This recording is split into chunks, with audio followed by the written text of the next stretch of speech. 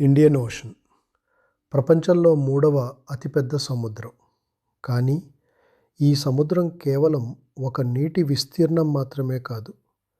ఇది ప్రపంచ ఆర్థిక వ్యవస్థను నడిపించే ప్రధాన మార్గాల్లో ఒకటి.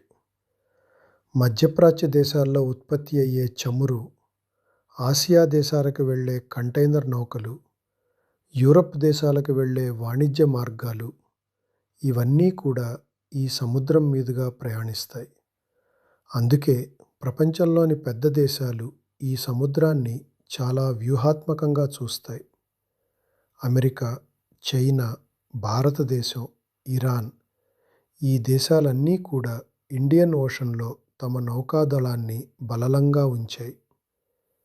ఇలాంటి సమయంలో శ్రీలంక దక్షిణ సముద్ర ప్రాంతంలో ఒక ఇరానియన్ నౌకకు సంబంధించిన వార్తలు ప్రపంచ దృష్టిని ఆకర్షించాయి. అది నిజంగా ఏమీ జరిగింది? ముఖ్యంగా ఈ కథలో అత్యంత ముఖ్యమైన విషయం ఈ సంఘటన జరిగిన ప్రదేశం. ఈ సంఘటన భారతదేశానికి దగ్గరలో జరిగిందా? ఇండియన్ వాటర్స్లో జరిగిందా? ఈ వీడియోలో అన్ని విషయాలను వివరంగా తెలుసుకుందాం. ఇండియన్ ఓషన్ ప్రపంచ వాణిజ్యానికి ఒక ముఖ్యమైన మార్గం. ప్రపంచంలో ఉత్పత్తి అయ్యే చమురు ముఖ్యంగా మధ్యప్రాచ్య దేశాల నుండి వస్తుంది. Saudi Arabia, UAE, Kuwait, Iraq వంటి దేశాలు ప్రపంచానికి చమురు సరఫరా చేస్తాయి. ఈ చమురు నౌకలు ఇండియన్ ఓషన్ ద్వారానే ఆసియా దేశాలకు చేరుకుంటాయి. చైనా, జపాన్, ఇండియా వంటి దేశాలు ఈ మార్గం మీదే ఆధారపడుతున్నాయి. కాబట్టి ఈ సముద్రంలో ఏ చిన్న సంఘటన జరిగినా అది ప్రపంచ ఆర్థిక వ్యవస్థపై ప్రభావం చూపే అవకాశం ఉంటుంది. ఇండియన్ ఓషన్లో 3 ముఖ్యమైన సముద్ర మార్గాలు ఉన్నాయి. మొదటిది హోర్ముజ్ జలసంధి. ఇది పర్షియన్ గల్ఫ్ ప్రాంతాన్ని ఇండియన్ ఓషన్తో కలుపుతుంది. ప్రపంచ చమురు రవాణాలో దాదాపు 20% ఈ మార్గం ద్వారానే జరుగుతుంది. రెండవది బాబ్ ఎల్ మందెబ్. ఇది రెడ్ సీ మరియు ఇండియన్ ఓషన్ను కలుపుతుంది. మూడవది మలక్కా జలసంధి. ఇది ప్రపంచంలోనే అత్యంత బిజీ షిప్పింగ్ మార్గాల్లో ఒకటి. ఈ 3 మార్గాల వల్ల ఇండియన్ ఓషన్ ప్రపంచానికి చాలా ముఖ్యమైనది. ఇరాన్ కూడా ఇండియన్ ఓషన్లో తన ఉనికిని చూపించాలని ప్రయత్నిస్తోంది. ఇరాన్ నౌకాదళం ప్రధానంగా 2 భాగాలుగా ఉంటుంది. ఒకటి ఇరానియన్ నేవీ, రెండవది Islamic Revolutionary Guard Corps navy. ఇవిలో ఇరానియన్ నేవీ దూర ప్రాంతాలకు ప్రయాణాలు చేస్తుంది. ఈ నౌకలు ఇండియన్ ఓషన్ వరకు వచ్చి పెట్రోలింగ్ చేస్తుంటాయి. దీనివల్ల ఇరాన్ కూడా ఒక సముద్ర శక్తి అని ప్రపంచానికి చూపించాలని ప్రయత్నిస్తోంది. భారతదేశం ఇండియన్ ఓషన్ ప్రాంతంలో ఒక ముఖ్యమైన సముద్ర శక్తిగా ఎదుగుతోంది. భారత నౌకాదళం ప్రతి 2 సంవత్సరాలకు ఒకసారి మిలాన్ అనే నావికా ఎక్సర్సైజ్ నిర్వహిస్తుంది. ఈ ఎక్సర్సైజ్లో ప్రపంచంలోని అనేక దేశాలు పాల్గొంటాయి. వివిధ దేశాల యుద్ధ నౌకలు విశాఖపట్నం పోర్టుకు వస్తాయి. ఇది దేశాల మధ్య సహకారం పెంచే కార్యక్రమం. 2026 మిలాన్ ఎక్సర్సైజ్లో దాదాపు 75 దేశాలు పాల్గొన్నాయి. ఈ ఎక్సర్సైజ్లో 40కి పైగా యుద్ధ నౌకలు, అనేక నేవల్ ఎయిర్క్రాఫ్ట్ మరియు వేలాది మంది నావికులు పాల్గొన్నారు. ఈ ఎక్సర్సైజ్కి ఇరాన్ నుంచి వచ్చిన యుద్ధ నౌకే ఐరాయస్ దేనా.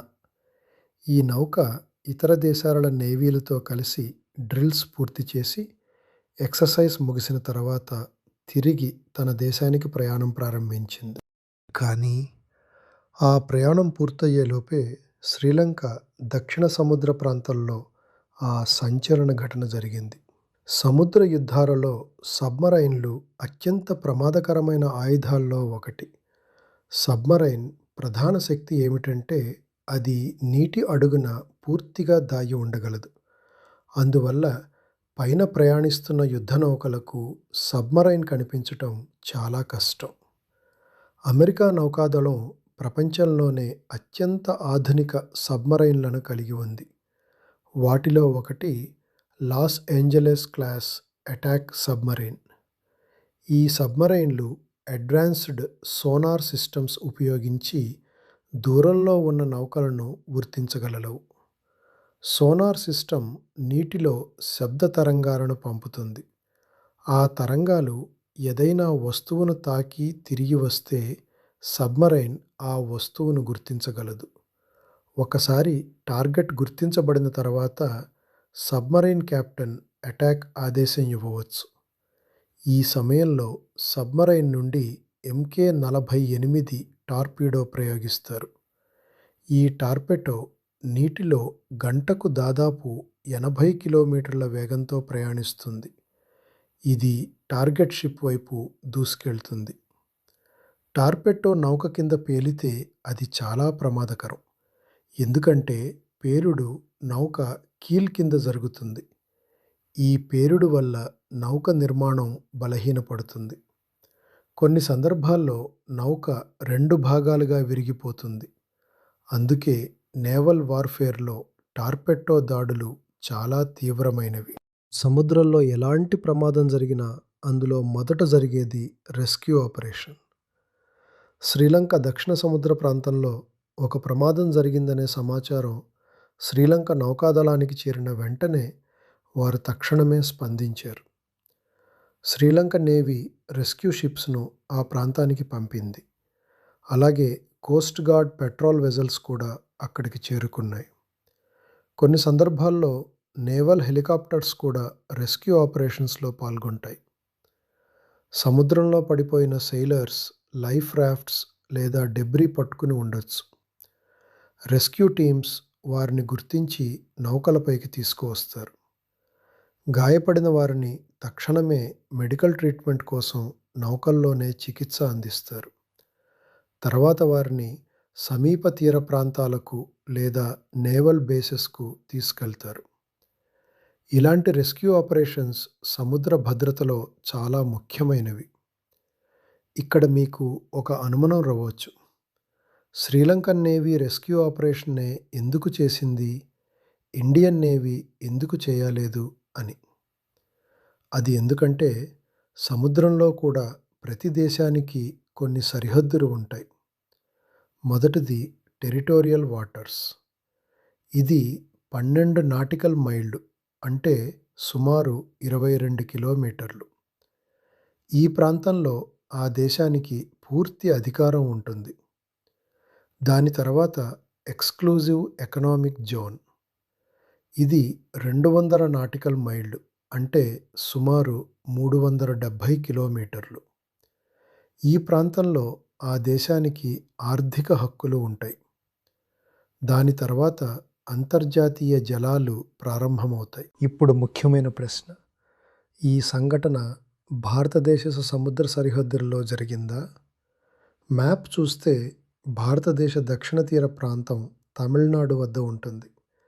శ్రీలంక భారతదేశానికి చాలా దగ్గరలో ఉన్న దేశం. రామేశ్వరం ప్రాంతంలో ఇండియా మరియు శ్రీలంక మధ్య దూరం సుమారు 30 కిలోమీటర్లు మాత్రమే. కానీ శ్రీలంక దక్షిణ సముద్ర ప్రాంతం భారతదేశ తీరానికి సుమారు 400 కిలోమీటర్ల దూరంలో ఉంటుంది. అందువల్ల ఆ ప్రాంతం భారతదేశ టెరిటోరియల్ వాటర్స్లోకి రాదు. భారత EEZలో కూడా రాదు. అది పూర్తిగా శ్రీలంక సముద్ర పరిధిలో ఉంటుంది. మరో ముఖ్యమైన విషయం, ఇండియన్ ఓషన్ అనే పేరు ఉండటం వల్ల కొంతమంది అది పూర్తిగా భారతదేశానికి చెందిన సముద్రం అని అనుకుంటారు. కానీ నిజానికి ఇండియన్ ఓషన్ అనేది ఒక భౌగోళిక పేరు మాత్రమే.